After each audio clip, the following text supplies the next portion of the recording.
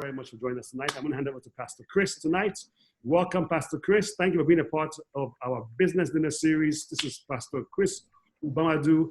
Take it away, sir. Talk to us tonight. Thank you so much, Bishop. It's a huge honor for me to be here with you on this platform and to share with everybody who is watching and who has joined us right now. I want to thank you, Bishop. I am very grateful for this privilege.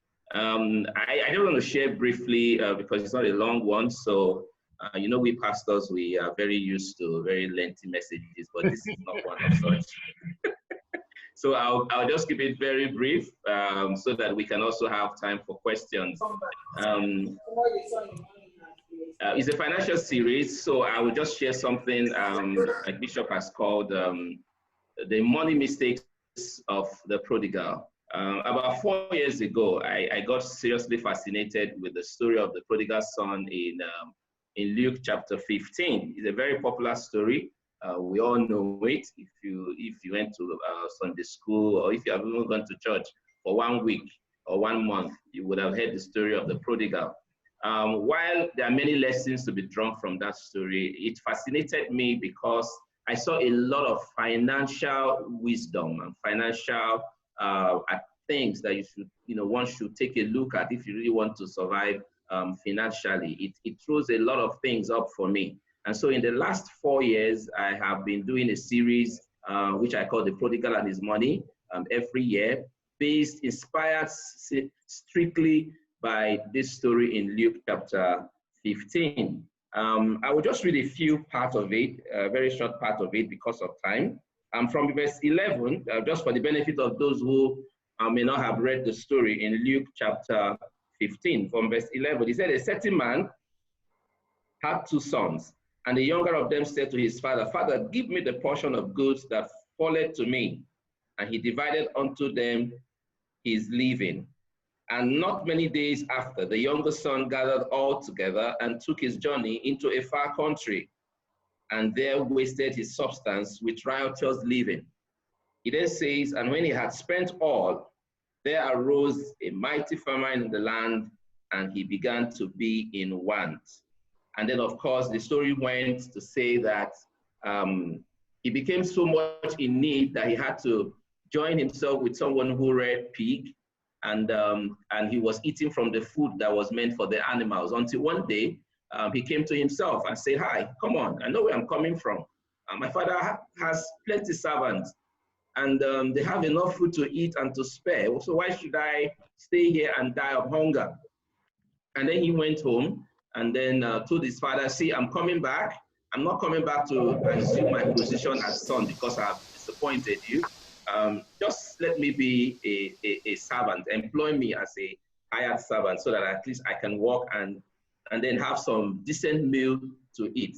Now, that story is so exciting to me because I saw somebody who started with so much, a lot of resources, a lot of money, a lot of good things, and then he ended up having nothing. And then the flip side of the story, we also see him coming from where he then had nothing to where he had something.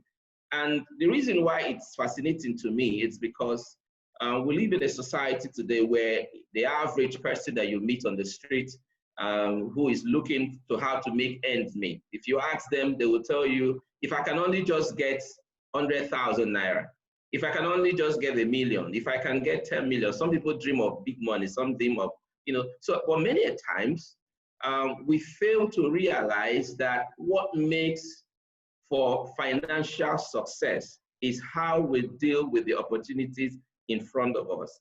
So this guy started with a lot of resources. He started with that dream that a lot of us have to make money, make plenty of it. And the Bible says that they were just 2 children. And so and the man was successful. He was a big farmer. He had heads of cattle. He had lots of things. And then he divided it. And then this guy took his portion. And before we knew what was happening, he went from surplus to zero. And he began to be in very serious need. And that's also it's because financial challenges come to everybody. If you really want to grow wealth, then you must learn how to deal with the financial challenges that would come to you. So it's not enough to dream about making big money, but what do you do when that resource comes? The prodigal also typifies for us some of the things we see in our society today. For instance, in some parts of the world where lottery is very popular, you see some people who have won huge amounts of money. Oh boy, I've lost my light source. Don't worry about it, it's all right. Okay, so people who have lost huge amounts of, who win a lot of money in lottery. Can you see me? At least this is manageable. Sorry about that. We'll get the power turned on soon. You know, so who had won a lot of money in lottery, and then they end up becoming very poor. You know, in this part of the country where betting is very popular, some people make money from sports betting and all of that, and they think that, oh, they are successful. And before a short time, they practically lose everything. So there is something, therefore, that we need to learn from the story of the prodigal. So what were those money mistakes that he made that turned his life around in a tangent that he never expected? And there are so many of them. In fact, there are over 10 lessons that you can learn from that story.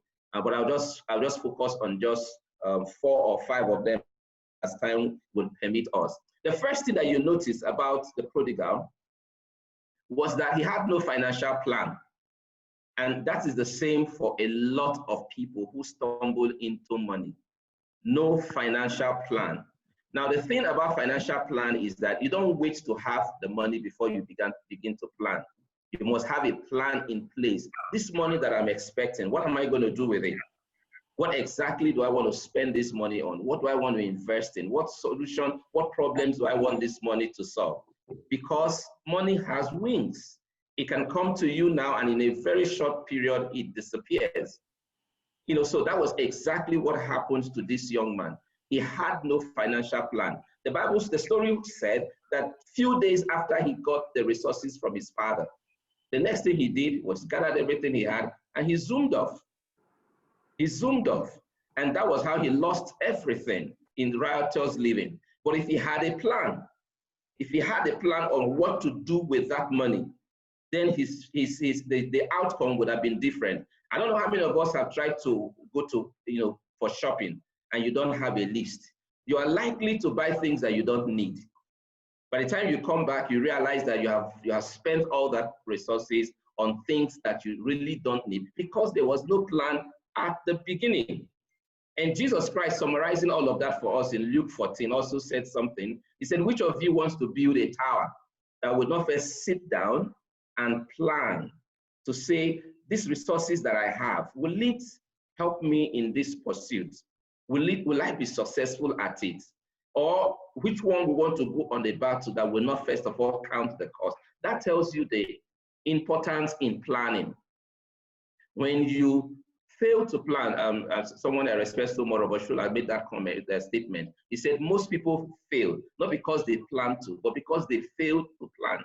So when you fail to make plans for the future, you are likely to run into situations that you did not bargain for.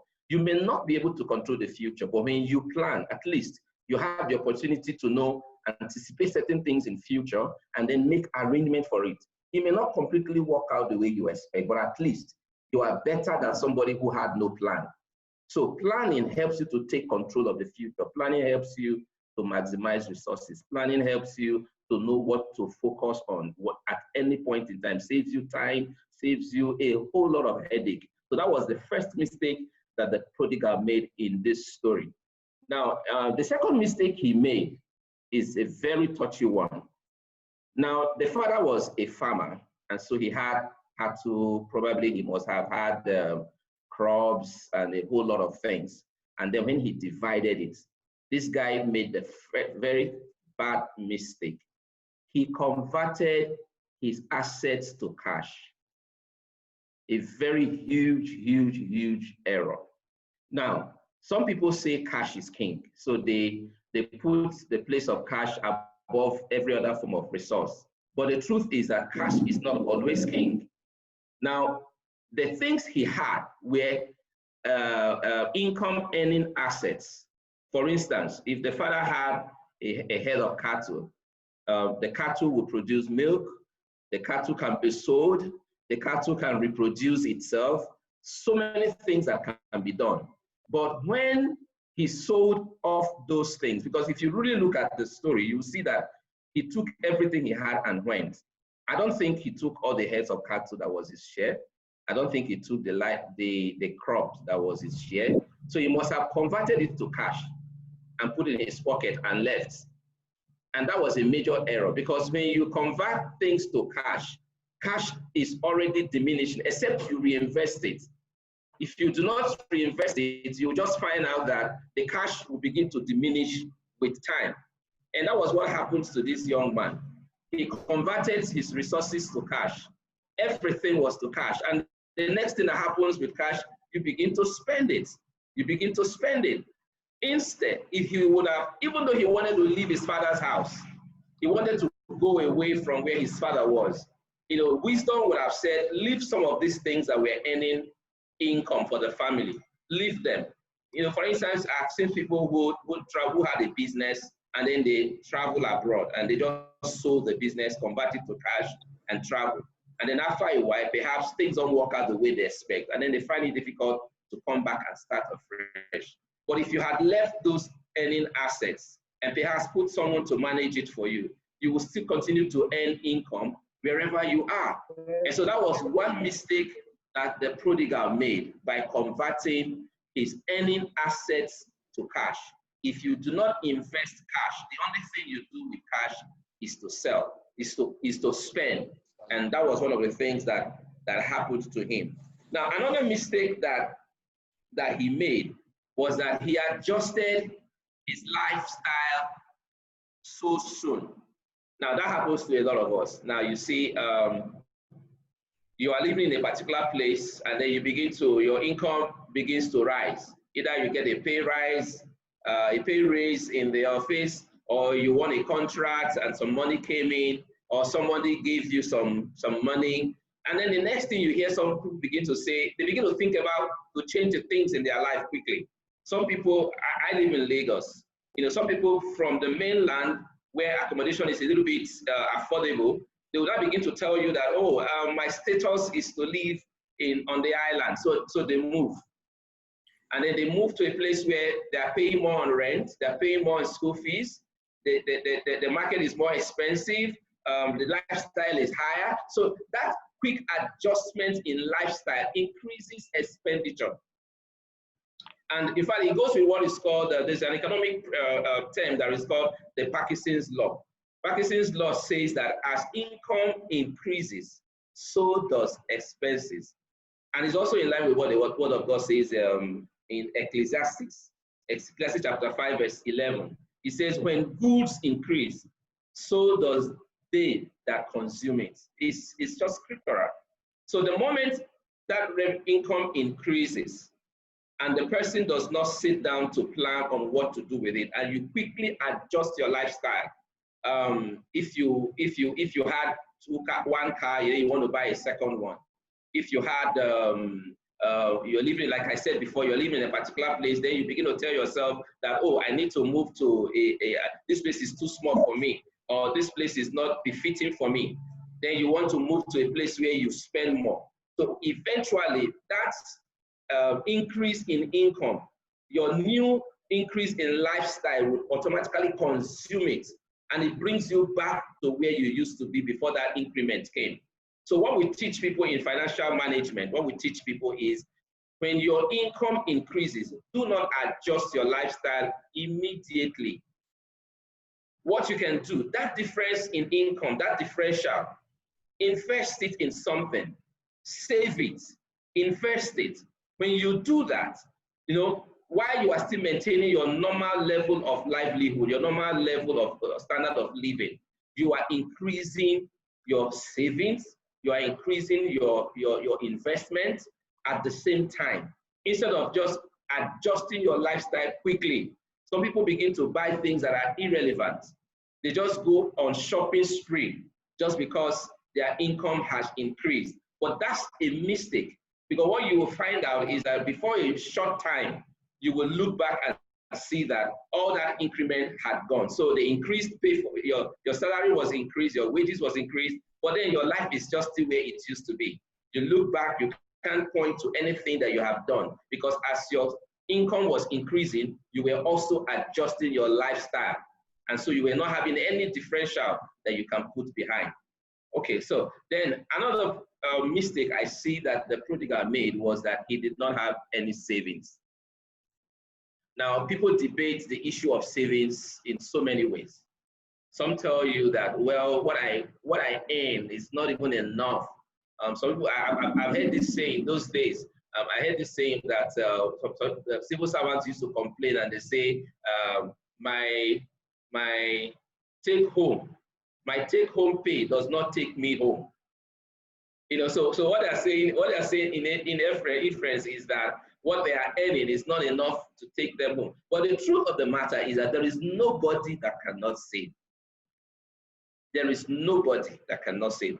And the funny thing about the law of finances and the law of resources is that resources flow more to people who are able to utilize it well. If you are a waster, resources will not flow to you. Even God will not channel resources to you if he knows that you will not make good use of it. That's why he says in his word that if you are not, he that is faithful in little shall be faithful in much. He said, if you are not faithful in that, in unrighteous mammon, he said, who shall commit to your charge the greater riches, the real riches? That's a principle. That's a principle. So you will find out that people who are able to utilize resources well, who do not waste what they get, they eventually get more. And you can look at it from one perspective. If I am able to save, then invest my savings, I get more. But if I consume all that I have, I do not have savings, then I don't have anything. So this guy, one major problem that he had was because he didn't have savings. If he had savings in the time of surplus, when that famine came up, when that shortage came up, when that economic recession came up, he would not have been so adversely affected that he couldn't even find food to eat. And the Bible tells us, clearly, say, go to the ant, use sluggard, and consider the ant. He said the ant has no... The car coming now, go to one side. It has no overseer, but yet it brings its food in summer and gathers in harvest. And that's how these little animals live. They gather when it is surplus for the time that they know eventually would come, when there will be a limitation. And that was the mistake that the prodigal made. He did not save. And so when the famine came, when the hardship came, when what we call the rainy day came, the guy was exposed. There was no way for him to survive that depression. And so that's why we talk about him till today. Okay, so, and then I'll move to the other the other mistake that he made. I said I'll stay on 5. And the 5th one is this. The prodigal spent all his income on consumables. And I think that is very direct to say. You know, when one spends all that you have on consumables, consumables are things that you spend on. They don't regenerate income for you. If you like, you can call them assets or liabilities. You know, at times, you know, we tell people when you are spending that money, ask yourself, this thing I'm spending this money on, is it an asset? Is it a liability? An asset is something that brings you back an income. A liability is something that takes away from you. So when all the things that you spend your money on are consumables, and really anything can become an asset and a liability at the same instrument at different times can both be an asset or can be a liability. Let me give you a typical example. My car can be an asset. It can also be a liability. If all I do with my car is just to move around and have a nice time, I fuel it, I maintain it, then it can be an asset, it can be a liability in that regard. But a car can also be an asset. If, for instance, I'm using that car to generate income, if I'm using that car to a place of work, is an asset, because without it, I would not be able to commute to the place of work. If I'm using that car as a transport means, then it's an asset. But you know that some people that are, how would I put it now? They are car freaks. They are car freaks. So as money comes to them, as their revenue increases, the next thing that comes to their mind is the next car to buy, the next clothes to buy. the next shoe to buy. Then that's when you realize that, oh, there is a new fashion in town. You go for it. Those things are liabilities because they are not bringing revenue to you, except you are selling clothes or you are selling shoes. Okay? So when you spend all your resources on consumables, definitely you would come to the place where the prodigal came to, where he would have spent everything and there will be nothing left for him again. So these are 5 key mistakes that the prodigal made. I can go through them again just for those that want to ask questions. Number 1, he had no financial plan. And we said, have a plan. Things may not exactly work according to your plan, but at least you are prepared for the future. When you have a plan, you will save resources, you will save time, you will save energy, and so many things. Number 2, we said he quickly converted his resources to cash, his assets, his earning assets. He converted them to cash. And when they are converted to cash, except you invest that cash, then you spend that cash, and that's over. We also said he did not save. And because he did not save, he didn't have anything to fall back on when times became hard, when there was an economic depression, when there was a recession, nothing to fall back on. And so naturally, he began to be in want, and to the point that he couldn't even feed himself. So he did not save. Then we also said he quickly adjusted his standard of living because there was an increment in his revenue. There was an increment in income. His earnings increased. So he quickly adjusted his lifestyle. In fact, from that story, we saw that he began to live a riotous life. He was hosting parties every day. He was just zooming up around, going to the best places, just enjoying himself, adjusted his lifestyle quickly. Things that he was not doing before, he started doing them just because he got money, he got extra income. And we said that was wrong. And then the last one we said was that he spent all his money on consumables. You must be able to make investments from the monies that you have. That way, you are recreating wealth. You are recreating wealth. Even if you were born into it, but you have the ability to regenerate wealth. So even if they took everything that you have, once you have the ability on your inside to regenerate wealth, you can never be poor. And so these are 5 major stories, major mistakes that the prodigal made. Like I said, there are a lot more, but we'll stay with that 5 today because of time. Thank you very much, my bishop. Excellent, excellent. Thank you so much, sir. That was wonderful. I think everyone learned so much from that one right away. So thank you. Let's talk. I mean, that was great talk. I want to thank you for that. Have a plan. Save.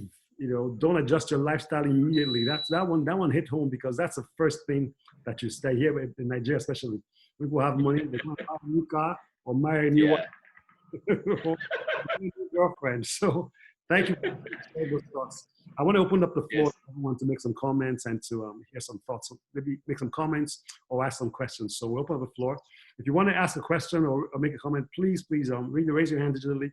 Or if you can, turn on your video so we can actually see your face. It'd be nice to see you. But thank you very much. So appreciate you for that one. Yes, sir. Thank you. The floor is open, guys. Please let's see your thoughts, your questions, and then we will we'll go ahead and talk and let's share some things. Okay. I see Proud African Roots is here. Excellent. We have a great crowd tonight from Lagos, especially. So thank you guys for joining. So guys, if you want to go and say something, please unmute yourself and make a comment and let's talk. This is wonderful. Thank you so much. I've enjoyed this. All right. So who wants to go first? We're listening. Pastor Chris is here to talk, to hear your thoughts, your questions. Let's talk. So you need to unmute yourself. I see your hands, but you need to unmute yourself first so we can talk, okay? Okay. Olaf Phillips is here. How are you? Good evening. How are you doing tonight? Go ahead and share your thoughts or make a comment. Okay, good evening, everybody. Sorry, I can't turn on my video. NEPA just... No problem. Okay, I thank you very much for the teaching. It was very insightful. If we say it's not something we all know, we're lying. But you're not a broken record. It's becoming more real by the day and over time. But I have some questions that I would like to ask. Okay, because the regular Nigerian person now has an extra side business apart from what they're doing. just to increase sources of income, not because they want to stress themselves, but because we also have to defend our family and our honor also. And then we want to create a legacy for ourselves. I have a question to ask. Okay. I'm not saying this as a prodigal son. I'm saying this as someone that is trying to grow a business and still make a name for yourself when you stop working and you face your business fully. If you invest, you invest part of your funds from your own salary over time, and then you see that there's need for expansion, what would you advise? Okay, that's a straightforward business scenario. You invest your income into a business, and you see that there is a need for expansion. Then, of course, what you'll be asking yourself is, do you have money to invest for this expansion, or is the business in a point where you can do what in the banking what we call gearing, or you leverage it? In that sense, you can take a loan if you don't have cash. And loan can be in diverse forms. Loans can be in the materials, but not necessarily be cash. It may be to ask for investors. So in inventory, what they're looking for is, how do you inject more capital into that business? Because that's the only way for businesses to expand. You need to inject more capital, either from what we call owner's equity or from debt. Debt meaning taking a loan either from family, friends, or from the bank, because now you have seen that this business, and how do you even know that a business is due for expansion? How do you know? That the one way to know about that is when you exhaust your resources and you find out that those resources that you exhaust are bringing you back commensurate returns. So if with 1 million I'm making 1.5, then it can say that with 1.5 I could make 1.7. At times, some people think business, I've seen some people who think that growing business means hiring a bigger office, hiring more staff, and they say, oh, my business is growing. Why do you think your business is growing? Oh, I have a bigger office now. I have more staff now. No, the bottom line is the revenue. Is your revenue increasing? Is your income increasing? Are your margins growing? That's when you know that a business is due for expansion. So if I'm to answer you directly, I've invested some of my earnings into a business. Now that business is due for expansion. And if the only problem, because I can tell you many other issues around that, but if the only problem is injecting capital into the business, then you need to consider, do I have that capital? If the answer is yes, fine, you put it in. If the answer is no, then where do I get capital? Do I want to borrow, or are there other ways to raise capital? That's a whole brand new topic on its own, how to source for capital. But I think that's the logical thing to do when you realize that a business is growing. Okay. I don't want to assume. There's another thing that is on my mind for people who are working and doing a side business. Maybe you are asking, will it be the time to then leave my job and to fall on that business? Could that be one of the questions on your mind? No, I think she's talking about really growing the business. I know. Okay, just growing the business. Okay, fine. So now you are looking at, how do I get capital to expand the business? So if you don't have it, then you can borrow. Now, I support borrowing only in the sense where you are investing the money. I tell people, do not borrow to consume. If you borrow to consume, you just have debt hanging on your head. But you can borrow to invest. And in investing, you must also take investment advice. Don't just do things because everybody is doing it. You need to have information about that business, and you may need to ask an expert at certain times.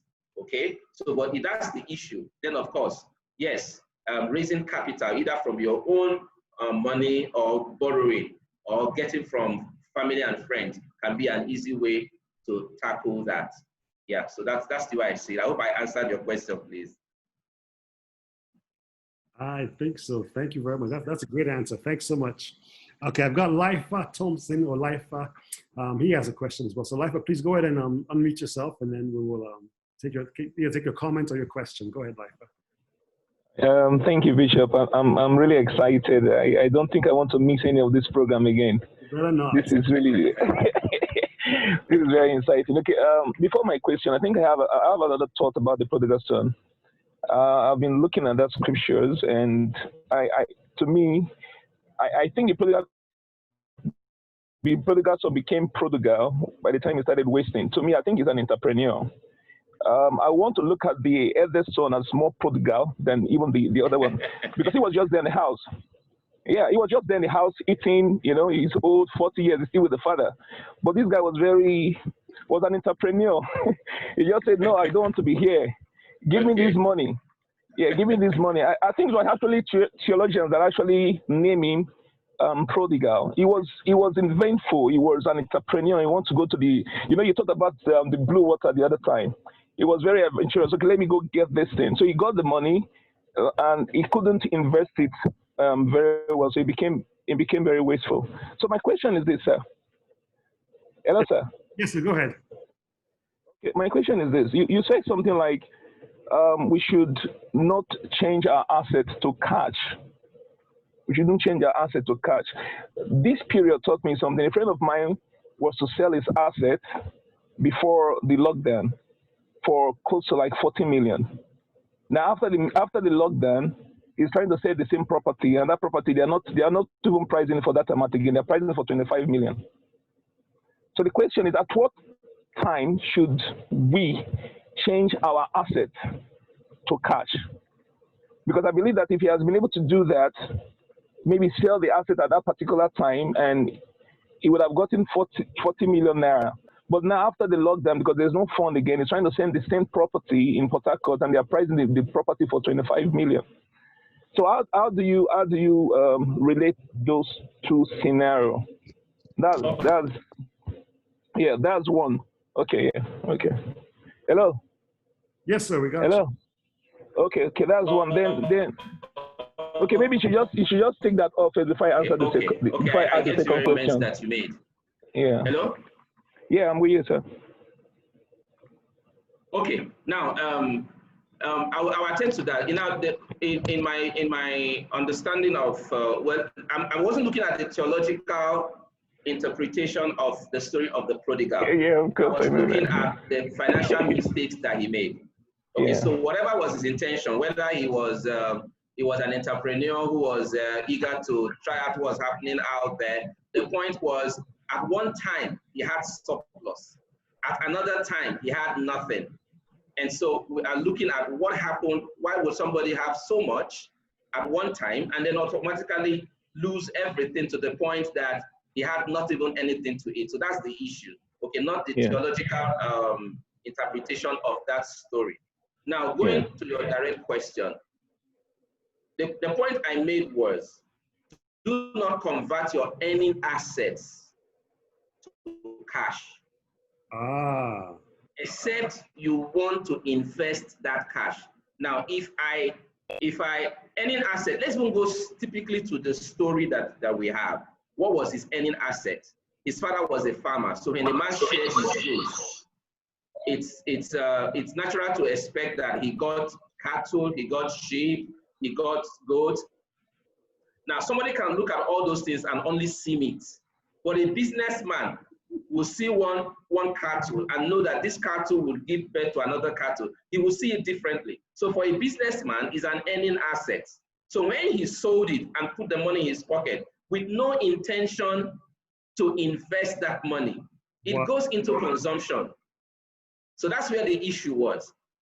So it wasn't an issue of don't ever convert your asset to cash. There are times you will convert your asset to cash. For instance, if you have a manufacturing outfit and your equipment begin to age, it's normal. When you depreciate it, then you sell it off, what we call salvage value, and you get money to either replace the equipment or expand the business. So that's a typical business decision. But in his case, he converted what was earning income for the family to cash and spent it. So that's what we're talking about here. So do not convert your earning asset to cash, except you are going to reinvest that cash to earn. So that cash becomes an asset. So cash can actually be an asset. Cash can actually be an asset, okay? But in his case, the cash was just something that he was spending to sustain a new lifestyle. And that's why at the end of the day, he had nothing. So in the case of your friend who at some point wanted to dispose of an asset, that was a business decision. You know, whether he should have disposed it at that time or at a later time. It could also have been the other way. I mean, he could have worked out the other way. That's the reality of business, in the sense that he sold it today for 20 million, and then tomorrow some things happen and that same property is now going for 40 million. It can work both ways. So that's why we say for every investment, take time to study, know exactly what you want to do, ask questions, and then you'll be able to take the right decision. I hope that addresses it. I love that answer. I love that answer, because he converted something that was earning money for them into cash, and then there was no plan for the cash. So yes, money like that is in cash. It's really going to start getting spent right away. I like that. Yes, so you own land, perhaps, and land is always appreciated in value. Now, the day you convert that land to cash, there should be a plan for that cash, and that which was the first point. There was a plan for money.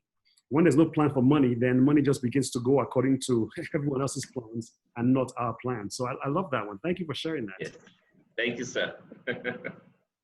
Thank you very much. Do you have any other comments? There's also a comment from the comment section. Okay, go ahead. From Yes. James Adelabu. He said, given the present economic situation in the world, and particularly Nigeria, can you tell us viable investment opportunities available today? But there was also a response from Duke saying that, responding to James, I still see agriculture as the major way out. Unfortunately, the most educated folks look you and I in Nigeria are not ready to throw that part, I guess. Yeah, so I'm saying, okay, trajectory. So I think he meant to say like you, but he won't look you. Yes, yeah, so say most people go okay, that trajectory. Okay, I didn't see that part. So what do you think? Go ahead, okay. Well, there are many, you cannot answer a question. Now, I'm in the financial services. I'm a banker, okay? And like Bishop said, I truly cannot tell you that this is the place to invest money now, because a whole lot of things come into making that comment. It has to, first of all, be, what are your interests? Where are you? The opportunities where I am are never going to be the same opportunities where you are. There may be some opportunities that cut across. The opportunities we see in Nigeria are different from the opportunities you see in the US. Okay, so it is a function of where you are, what your interests are, what is workable, what is workable where you are, how much information do you have about that area of business. You know, if you come down here, like Lagos or Benin or so many parts, big cities in Nigeria, you will see a chain of shops selling clothes. You know, in fact, it's so much that if, for instance, you got into the restaurant business now, I have seen situations where your neighbor will come and start a restaurant just beside you or opposite you, just because they thought you were making money. And then after a while, everybody shuts down, right, because the restaurant business, the market is saturated. Okay, so somebody can be somewhere and be telling you, oh, go and start a restaurant. You know, but meanwhile, where you are, that's not an opportunity. You know, so there's a whole lot in that mix. So I cannot tell you now that this is the place to invest right now, but the truth remains, there are investment opportunities every day. As long as you can find problems, there are opportunities. It all depends on what you were looking at. As long as you yourself as an individual, you have needs, those needs you have can actually turn into investment opportunities for other people who have similar needs. So they are everywhere at every time. It all depends on where you are, what your interest is, resources available to you, how much information that you have, so many other things. So I can't tell you now that, oh, go into FX or go into this. No, I can only say, if you sat down and look at your environment, what are the opportunities? And the way to find opportunities is to look for problems. Look for problems. When you see a problem, you will see that there's an opportunity written underneath it. There is always an opportunity behind every problem. Then you can then, if need be, seek expert advice in investment so you don't lose your skin in the process. That's what I would say about that. Excellent answer. Thank you so much. Pastor Odi has a question in the comments. You want to give it to us, Isaiah? Yes, I just noticed that. Say, can you speak a little bit on how to leverage savings in optimal way, especially where there are entrepreneurial opportunities?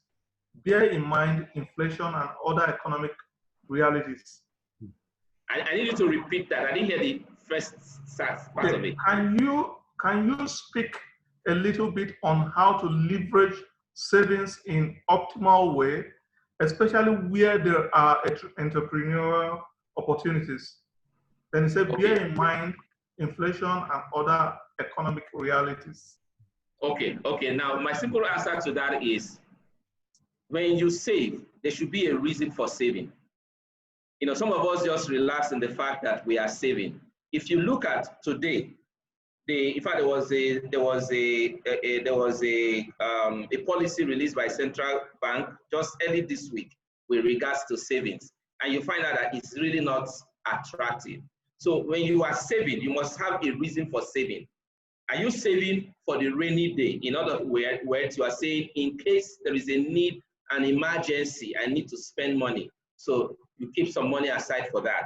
Are you saving to invest? Because if you really want to look at the rewards on savings, you may not necessarily get much from it, because interest rate is maybe 1%, like CBN said, maybe 1.25%. It's very small, you know. So if you are saving the money for profits, you are likely not going to get much. So what I teach people is, you save and then you invest the savings. Either you invest it in money markets, you invest it in equities, you invest it in any other investment instrument that is available, or you put it in a business. You can invest in someone else's business if you don't have the time to run it. You can buy shares in somebody else's business. There are so many ways to invest. Okay, but if you are saving because you want to grow, then that money should not just stay in savings, because the rewards are very little. But over time, you can then take a part of that savings and invest it in a higher interest yielding venture. But don't forget the basic law. The higher the interest, the higher the risk. The lower the interest, the lower the risk. So that's how it goes. So when you are chasing interest, you can also lose everything. So you need to, that's why I said there is need for advice. You just don't do some things on your own because you think that it's working for somebody else. All right, I hope that answers it. That is the best answer I've ever heard about savings in my life, because I've always just thought save money, and then, you know, in Nigeria we have inflation that's at 18%, 20%. So that's the best. Thank you very much. That's a great answer. Okay, guys, Yes, thank you sir. so much. We might have time for just one more comment or question, but the truth is, Okay. our hour is almost up. So Pastor Chris has really given us a great talk tonight. So I think what we'll do is, if anyone needs to leave, they can go ahead and leave. And we'll probably say goodbye to our Facebook audience in just a minute. But before you guys go, please, if you're on Facebook or you're watching on YouTube, please share the link. Just hit share on the very bottom right there. Hit share. Let your friends see this. This has been wonderful. Everyone, I think we've learned so much tonight. I've learned a lot tonight myself. Thank you, sir. Yeah, just go right there. Hit share. Share with friends. Let everyone enjoy this. Pastor Chris pastors a church in Lagos called Church for Real. It's in Ikeja, near Computer Village, correct?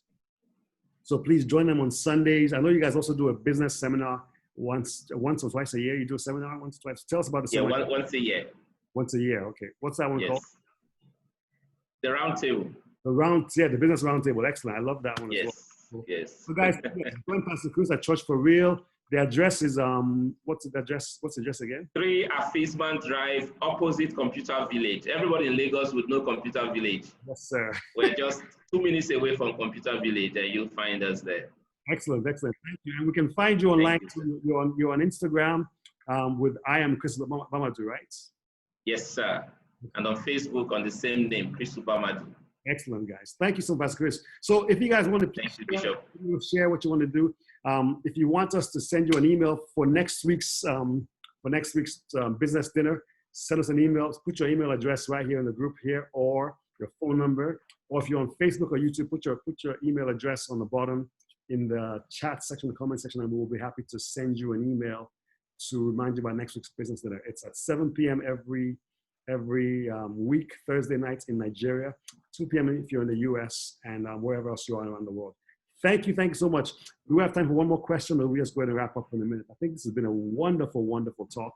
I don't see anybody's hands up. We need to actually close the club time. So if you have a question or comment, we'll wrap up this session right now. Make a comment really quick, and then we will let you guys go. Well, Pastor Chris, thank you so much for this wonderful time. It's been wonderful, full of great insight. Pleasure is mine, sir. Thank you. Thank you so much. Thank you. It's fun being with all of you. Thank you very much. I appreciate it. Send a message, say hello, just make your comment, say thank you. Please unmute yourself and just say thank you, please, if you don't mind. Thank you. Where you at? Thank you. Thank you very much. Bishop, we have so many people from Church for Real. I know, his own church is here today. So many of them, sir. They are all here. Pastor Patrick and Bola, Pastor Toyin, of course, his wife, Kingsley, Nana, Stanley, Matthew, Reverend Darius, Pastor Tayo, Reverend Duke, Believe, Lovett, they are all here. Thank you so much for coming. So drop your email address. We'll make sure to send you an email next week. Exactly. Thank you guys for joining us. Appreciate you. All right, guys. We're going to say goodbye to those on Facebook right now. So if you're on Facebook, thank you for joining us. Please go ahead and hit share on the bottom. Share to all your groups, share to all your friends. You're here in the chat as well with us in Zoom. Share this link too so we can spread this wonderful financial knowledge. Thank you so much, everyone. God bless you. Facebook, thank you so much. We're going to stop our live stream now. God bless you for joining us on Facebook. And thank you, Bishop. Thank you. Thank you very much. All right, guys. On YouTube as well. Thank you. Have a wonderful evening. God bless you. This will be on YouTube in about 30 minutes. So, guys, thank you very much. God bless you. Have a wonderful evening, and we'll see you guys next week. Unless you have any more comments or questions. If not, we're going to close the meeting. All right. Thank you. Thank you. This has been great. I think everyone had a good time. So thank you guys for joining us tonight. We appreciate it. It's been a wonderful time. Please join us again next week. We'll have another great topic. Reverend Ty will be here with us next week talking about finances also. Some great points. So thank you, Bishop. In the business of the series. Pastor Oyi, thank you very much. Thank you, Bishop. Thank you, sir. Thank you. Bridget, thank you. Yes, sir. Thank you. There's an advantage to being an Igbo man and a pastor. Thank